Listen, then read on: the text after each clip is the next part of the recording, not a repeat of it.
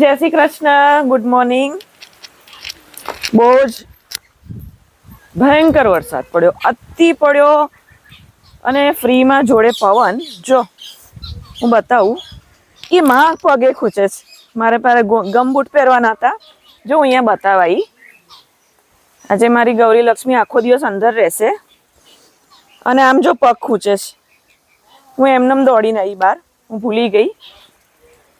Guys, all over ગુજરાતમાં કે ક્યાં ક્યાં વરસાદ છે એ નથી ખબર. બધાએ કીધું કે ઓછો છે પણ લે, કોણ બોલ્યું?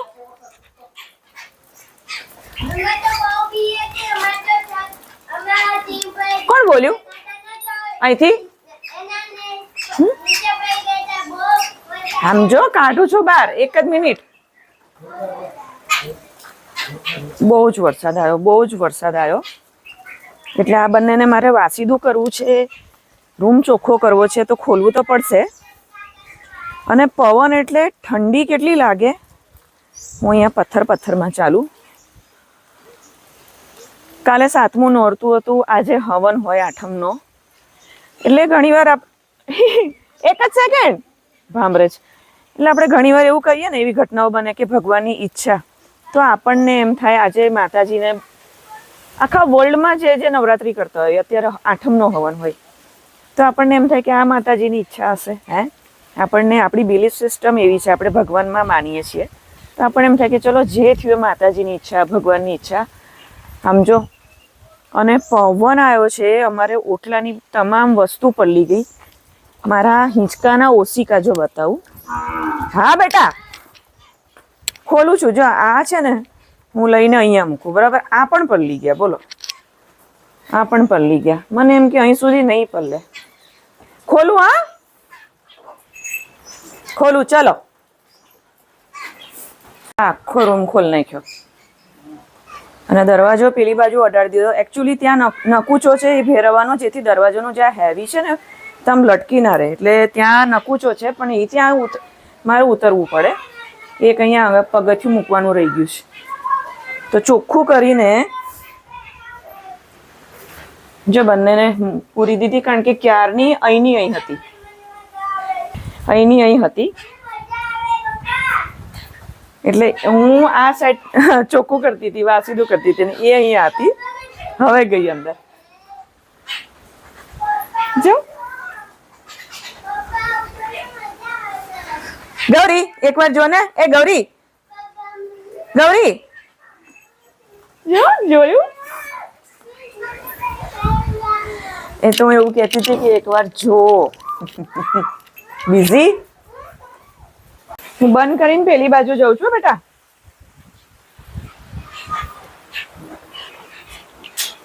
ખસ તું નહીં, તું દૂર જા બેટા.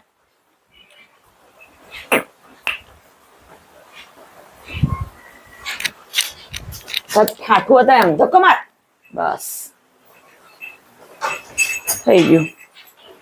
હજી વરસાદ ચાલુ છે અને હું જઉં છું પેલી બાજુ.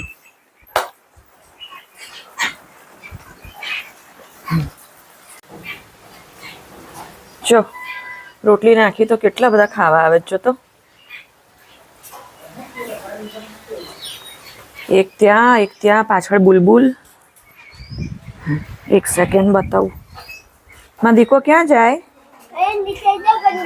હા, હું નીચે જોઈને જ ચાલુ છું. જો એક અહીંયા છે, હું બતાવું છું. જો 3 ગ્રુપ છે. જો કેટલા બધા બુલબુલ છે. આ બાજુ બબલર. આ રોટલી નાખીને, અરે મમ્માએ રોટલી નાખી એટલે આટલા ખાવા આવે એવું બતાવું છું. Good afternoon. જો જસ્ટ હજી જમવાનું જ પત્યું. એકચ્યુઅલી એટલો જોરદાર વરસાદ, બધાનું જ બગડ્યું. આજે તો 8મના હવનની તૈયારીઓ હોય. આજે 8મના હવન થતા હોય. હવનકુંડની તૈયારી થઈ જાય 7મા નોરતે. તો અમે છે ને મંડોરણા જઈએ છીએ. મારા બધા ગરબાના શોર્ટ્સ મંડોરણા, કારણ કે શૌર્યને બહુ જ ગમે છે. હવે સમજણો થયો, મોટો થયો એટલે જવું પડે.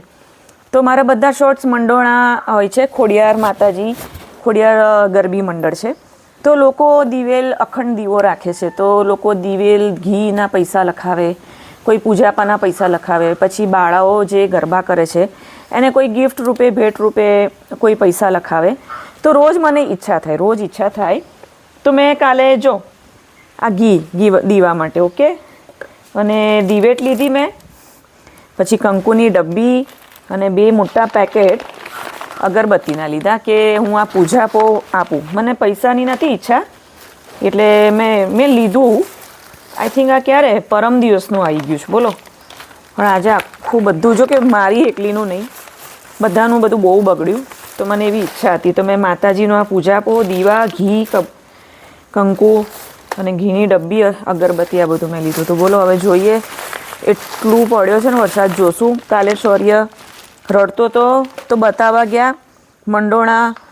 આમ એટલું સુનકાર લાગતું હતું, અનહદનો વરસાદ, સ્પીકર ઢાંકેલા, માતાજીની પેલી વચ્ચેની જે ગરબી છે માંડવી એ ઢાંકેલી, બધી પેક કરેલી, લાઇટના જે હેલોજન હોય બધી લાઇટો ફોકસ એ પ્લાસ્ટિકથી ઢાંકેલા, કોઈ જ નહોતું બોલો. સખત વરસાદ હતો તો શૌર્ય જીદ કરતો હતો મને ગરબામાં, એટલે મેં એને બતાવવા લઈ ગયા કે જો ક્યાંય વરસાદ માટે કોઈ નીકળે જ નહીં, વરસાદ હોય ને તો. હવે આજે જોઈએ, કદાચ આઈ હોપ કે એ લોકો આરતી તો કદાચ કરશે તો જોશું અને જઈને આંટો મારશું તો જોડે લઈ જવું. કારણ કે મને ઈચ્છા થતી હતી, મને બહુ ઈચ્છા થાય છોકરીઓને કંઈક આપું.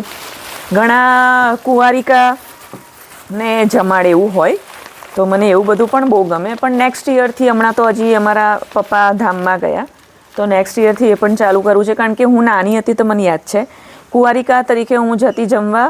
અમે બહુ શરમાતા, નાના હોય એટલે આપણને કેટલી શરમ આવે બીજાના ઘરે જમવા જઈને. મને ચણિયા ચોળી પહેરાવીને રીતસરની તૈયાર કરીને પછી ઘરે મૂકી જતા.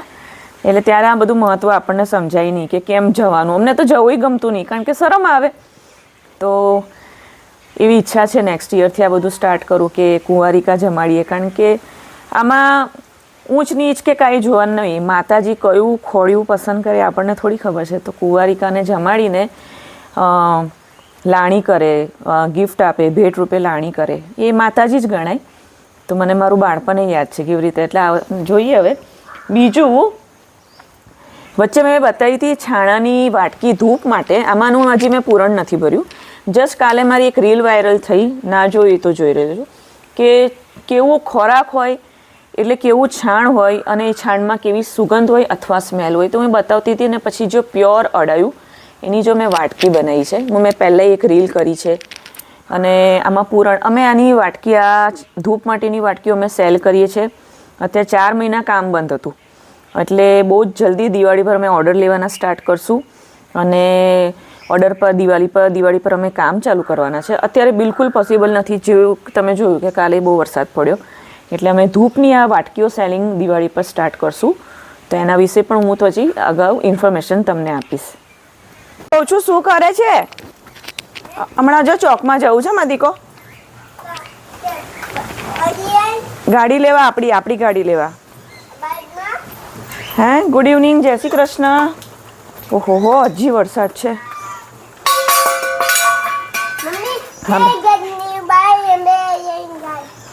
એ વરસાદ છે શું ગેટની બહાર?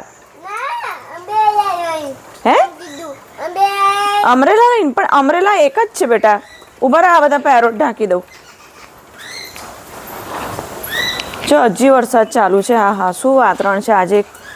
આના મોઢે નથી બોલવું, શૌર્યના મોઢે, પણ આજે કેન્સલ. પવન બહુ છે. હે, કબૂતરને પાણી નથી ભરવાનું. પેરોટ ઢાંકી દો. આપણે હમણાં ચોકમાં આપણી ગાડી લઈ આવીએ. અરે પવન છે, નથી જવું ત્યાં. હું પલ્લું તને છત્રી આપું તો હું પલ્લી જાઉં. આપણે બેવ પલ્લી જઈએ આજનો દિવસ. આમ જો એ રહી અમરેલા, એ રહી ટેબલ પર. સાંભળ મારી વાત, બંને પલળશું. જીત છે, જવું છે. ક્યાં ચોમાસું આવી ગયું. એક દિવસ વધારે છે એવું કે છે, પણ હવે ફેર શું પડે. ગિફ્ટ લાવે છે.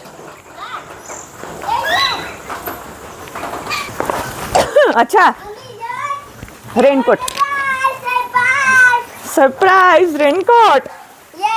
સારું. સુવાની ને પછી હારું. ઓડી આખું ઓકે જો આ બંને જો એ હા મને લાવ ઓઢી લઉં ઉભા જો ઓડી લઈ આવું તું ક્યારનો ખોટો પલળ નહીં ભાઈ